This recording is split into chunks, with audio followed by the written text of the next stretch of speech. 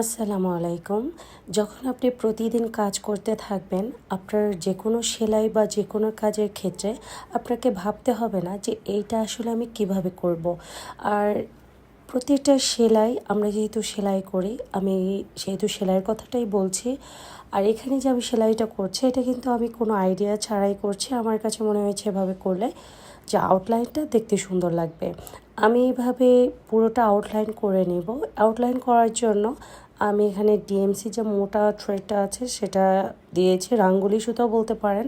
এই সুতোগুলো দিয়ে করলে কাজগুলোর ফিনিশিং খুবই সুন্দর আসে। আর যেহেতু একটু মোটা, এখানে 6 থেকে 7টা লাইন আছে, এই জন্য কাজের নিখুঁতটাও একটু সুন্দর হয়। আপনারা চাইলে এই সুতাটা ব্যবহার করতে পারেন। আমি এখানে সবুজ কালার সুতাটা দিয়ে করেছি। আর এখানে যে কাপড়টা দিয়েছি সেটা কিন্তু ভয়েল কাপড়, কিংবা আপনারা চাইলে বেক্সি বয়েল দিয়েও করতে পারবেন। এবার আমি সম্পূর্ণ আউটলাইনটা করে নিব। আউটলাইনের ক্ষেত্রে আপনারা এভাবে করতে পারবেন, পার্ল দিয়েও করতে পারবেন। এক্ষেত্রে আমি 2 ধরনের সুতা ব্যবহার করেছি। আর এখানে আমি যে বাটন হোলটা দিয়েছি ফ্লাওয়ারের জন্য, এই সেলাইটা কিন্তু খুবই ইজি। আপনারা চাইলে এটাও করতে পারেন, আবার চাইলে এখানে ভরাট দিয়েও করতে পারেন বা লেজি ডেজি স্টিচটাও দিয়েও করতে পারেন। বললাম না যে এমনিতে আইডিয়া হয়ে যায়।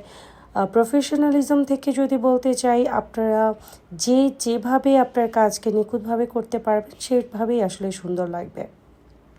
প্রতিটা কাজ আসলে নিজের যে রুচিশীলতার সেটারও বহিঃপ্রকাশ। আর আপনার কালার কম্বিনেশন যদি আপনার ঠিক থাকে, আপনার যে কোনো কাজ এতটাই সুন্দর লাগবে। আপনার যখন ফাইনাল ফিনিশিংটা দেখবেন, আপনার কাছে নিজে মনে হবে যে এই কাজটাকে আদৌ আপনি করেছেন।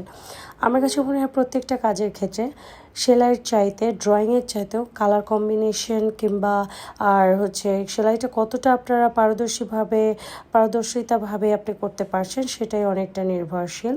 আমি মনে করি আপনারা শুরুতে তো আর পারফেক্ট হবে না, আর আমার কাজও যে পারফেক্ট হয় সেটা আমি বলছি না। প্রত্যেকে আসলে প্র্যাকটিস করতে হবে, প্র্যাকটিস করলে ইনশাল্লাহ এমনি হয়ে যাবে। বাটন হোল ফুল দিয়ে এখানে আমি মাঝখানে যে সেলাইটা দেখতে পাচ্ছেন, যে আপনারা গিট সেলাইও বলতে পারেন, আবার নটও বলতে পারেন। এই নট সেলাইটা দিলে কিন্তু ফিনিশিংটা খুব সুন্দর আসে। আপনারা এখানে কিন্তু পার্লও দিতে পারবেন, পার্ল দিলে অনেকটা রিয়েলিস্টিক লাগে। আমি এখানে মাস্টার ইয়েলো কালারটা ব্যবহার করছি। মাস্টার ইয়েলো কালারটা কিন্তু এখানে খুবই ফুটেছে। আর ক্যামেরা হয়তো কালার তারতম্য হয়ে যেতে পারে, সেক্ষেত্রে কোনো ম্যাটার করে না। আপনি যেভাবে ফুটিয়ে তুলবেন সেভাবেই সুন্দর লাগবে। ধন্যবাদ সবাই।